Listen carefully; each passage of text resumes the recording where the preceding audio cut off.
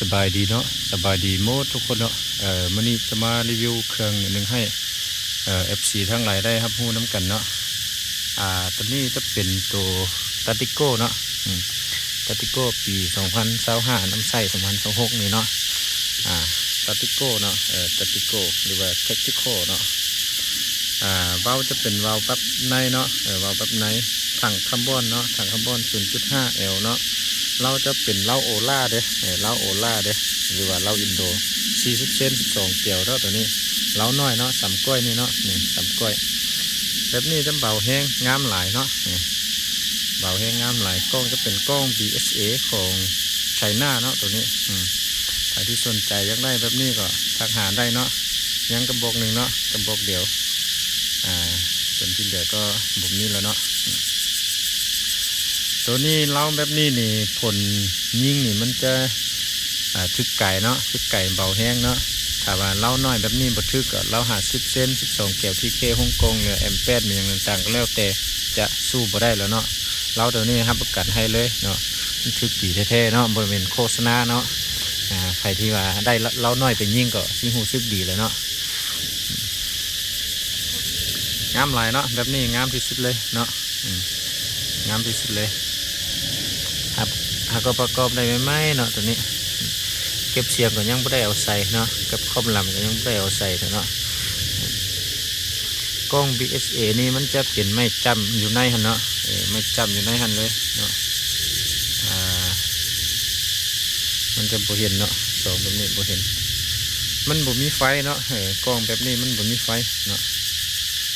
ใครที่ว่าสนใจอยากได้ตาติโก้แบบนี้เอาไปล่าสัตว์ก็ได้อยู่เนาะไทยก็พับได้คือกันเนาะพับได้สั้นแห้งเนาะตัวนี้น้ำหนักจะตกอยู่ใน3 โลปลายเท่านั้นตัวนี้มันจะเบาแห้งเลยเนาะจับนี่มันเบาๆสิเนาะน้อยเนาะน้อยแล้วก็เบามือเดียวจับเลยสบายสั้นเลยเนาะสั้นใส่บุโลก็คักหลายเนาะตัวนี้ราคาจะแพงเนาะตัวนี้ครบสุดเลยเขาจะแถมหลายอย่างเนาะราคาจะอยู่ใน12 ล้านปลายเนาะใครที่ว่าสู้ได้ราคานี่ก็ทักหาแล้วเนาะเครื่องเขามีพรมสูงให้เก็บไปทางให้เดเนาะแต่ว่าถ้าว่าอยู่ไกลต้องได้มัดจำหลายเนาะอยู่มอต้องได้จึงได้มัดจำน้อยเนาะเพราะว่ามันมีความเสี่ยงในการฝากปล่อยมาหันเนาะมีแต่แจ้งให้นิ้วนั้นเนาะใครที่สนใจอยากได้ตาติโก้ของแค่เราน้อย40 เซน12 แก้วกับทางหาเลยเนาะเครื่องเขามีผมส่งให้ถ่ายพับได้เนาะย้ำนี่ก็ย้ำบักโมนขึ้นสุกเลยเนาะใครที่ว่าซ่าก็ไก่ย้ำแล้วก็ซื้อได้ก็โบมีคนใหม่ยังแล้วเนาะไก่ซื้อคนย้ำเราใครที่ว่าอยากได้ของแค่กับทางหาแล้วเนาะตัวนี้เบาจะเป็นเบา8 แหวนเด้อซีเมนเบาของโรงงานเลยโมเมนต์ว่าตัวเขาเต้งเงิน16 หน่วย24 แหวนเนาะตัวที่เขาประดิษฐ์ขึ้นมานี่เขาพวกขามไม่ได้ขายเนาะนี่ขายเป็นตัวของเทของโรงงานเดิมๆเลยเนาะถามได้เนาะเดิมๆเลยไม่ได้อันประกอบมันยังหรือว่าแต้งมันยังใส่เนาะใครก็สนใจอยากได้แบบตาติโก้ของเทกล้อง BSA เนาะ